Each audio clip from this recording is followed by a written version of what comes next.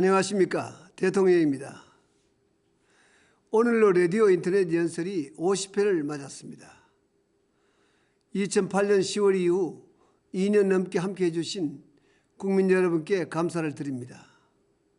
오늘은 청와대 게시판과 트위터 그리고 미투데이를 통해 보내주신 질문과 의견에 대해 제 생각을 말씀드리고자 합니다.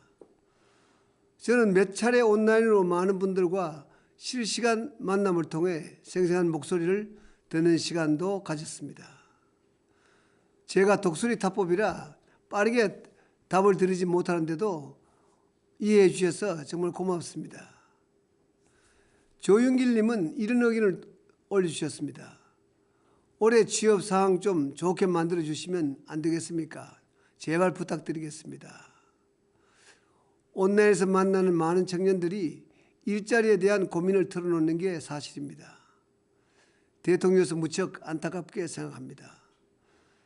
저는 평소 일자리가 가장 큰 복지라고 생각해 왔습니다. 일자리를 만들기를 모든 국정의 중심에 두어 왔습니다. 다행히 경제가 나아지면서 금년 들어 8월까지 약 32만 개의 일자리가 늘었습니다.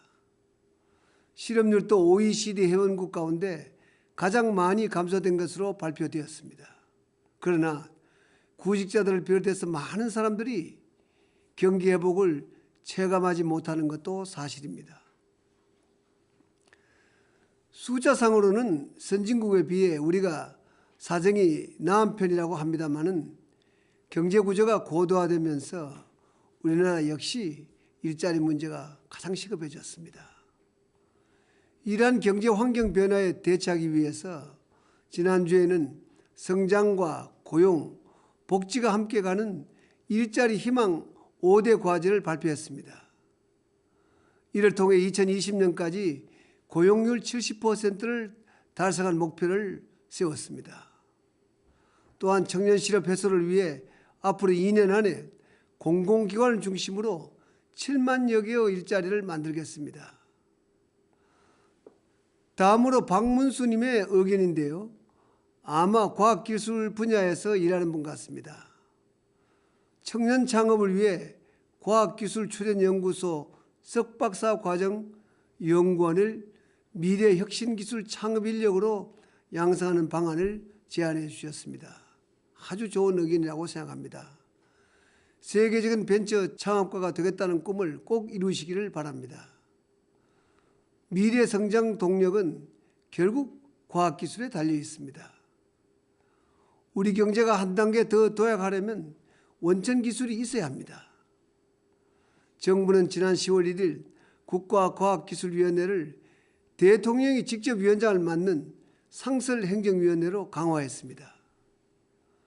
젊은 과학기술인들이 실패를 두려워하지 않고 도전할 수 있는 환경을 만드는 데 노력하겠습니다. 제가 직접 챙기겠다는 다짐을 드립니다.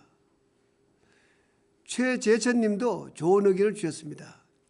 스티브 잡스를 능가한 인재, 애플과 구글을 능가할 기업을 키울 수 있는 것은 우리나라 규모에선 정부 역할이 큰 것 같습니다. 라고 하셨습니다. 말씀하신 대로 정부의 역할도 매우 중요합니다. 그러나 발전의 원동력이자 자유경제의 꽃은 민간의 창의와 기업가 정신이라고 생각합니다. 창의와 기업가 정신이 꽃필 수 있는 공정한 환경을 만드는 데 정부는 계속 노력할 것입니다. 다음으로 최연희 주부께서 물가가 많이 올라 화병이 날 지경이라고 말씀하셨습니다. 물가는 기본적으로 시장 상황에 따라 변화되는 것이지만 서민들의 장바구니 물가는 정부가 철저히 챙겨오고 있습니다. 또 앞으로도 그래야 할 것입니다. 주요 생필품에 대해서는 가격 변동에 따라 신속하게 수급을 조절하겠습니다. 또한 일부 중간 상인들의 독과점이나 담합으로 산지 농민은 고성에서 싼값에 팔고 소비자들은 비싼 값에 사 먹어야 하는 경우도 많습니다. 앞으로 농산물 유통구조 개선을 통해 이러한 불공정 사례가 없도록 개선해 나가겠습니다. 서울 중부시장 상인연합회 김정환님은 전통시장 주변에 노상주차를 허용해줘서 감사하다는 편지를 주셨습니다. 추석 때 매출이 20% 올랐다니 정말 다행스럽습니다. 이 조치에 대한 호응이 높아서 명절뿐만 아니라 평소에 주말과 공휴일에도 이러한 제도를 확대해 나가기로 했습니다. 10월부터 약 140여 곳의 전통시장에서 시작되었습니다. 앞으로 더욱 보완해서 전통시장을 살리는 데 도움이 되도록 하겠습니다. 최용숙님은 이런 의견을 주셨습니다. 몸에 좋은 약은 삼키기 어렵고 충언은 귀에 거스린다고 합니다. 정책에 찬성하는 의견보다는 반대 의견도 귀를 기울여 주시기 바랍니다. 말씀하신 대로 국민의 의견은 소중합니다. 합리적이고 이성적인 비판은 정책을 더 좋게 만드는 데 도움이 된다고 생각합니다. 정부 정책에는 반드시 이해 당사자가 있기 마련이기 때문에 저도 여러 정책 현안에 대해 보다 많은 의견을 듣고자 노력하고 있습니다. 앞으로도 과연 이것이 공정한가 자문하면서 신중하게 국민의 의견을 반영하겠습니다. 최기우님은 게시판에 이렇게 올려주셨습니다. 탁상 공로만 하지 말고 현장에서 뛰어봐라. 공정사회는 공무원들이 눈높이부터 낮추어 섬기는 자세부터 갖는 것이 제일 중요하다고 하셨습니다. 박원정 님도 반드시 현장 확인 행정을 해 주십시오. 체감하고 싶네요라고 비슷한 의견을 주셨습니다. 정말 좋은 지적 감사합니다. 저 역시 현장의 중요성을 잘 알기 때문에 저부터 현장에 자주 가고자 노력하고 있지만은 공직자들에게도 강조하고 있습니다. 그러나 아직 부족한 점이 많습니다. 더 많은 현장 체험이 필요하다고 생각합니다. 앞으로도 현장을 챙기고 국민의 눈높이에서 정책을 세우는데 게을리하지 않겠습니다. 서희정님은 G20 정상회의가 아셈이나 에이펙에 비해 얼마나 중요한 회의에 온 나라를 뒤집어 놓느냐 물으셨습니다. 중요한 국제회의가 많습니다마는 G20 정상회의는 세계 경제 최상위 협의체로서 세계 경제가 위기에서 벗어나 지속적으로 성장하기 위한 방안을 선진국과 신흥국들이 함께 논의하는 자리입니다. 우리 대한민국은 G20 정상회의 의장국으로 회의를 주최하는 것뿐만 아니라 주요 이슈에 대해 합의를 이끌어내야 할 막중한 책임을 갖고 있습니다. 이번 서울 G20 정상회의를 통해 우리는 역사상 처음으로 지구촌의 번영과 안정에 기여하는 세계사의 당당한 주체가 될 것입니다.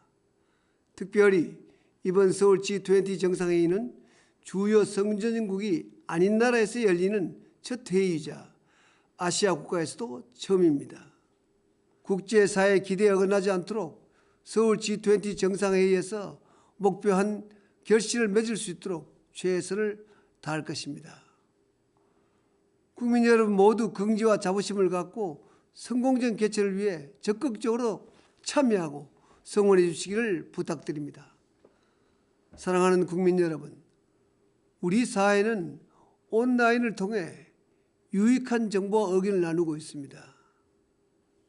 온라인 문화가 자유로우면서도 책임감 있는 모습으로 더욱 발전해 나가기를 기대합니다. 저 또한 소셜미디어를 통해 국민 여러분과 양방향으로 소통하는 것을 소중히 여기고 참여하겠습니다. 여러분의 의견을 가까이 듣고 저의 진심도 알리는 자리가 되기를 소망합니다.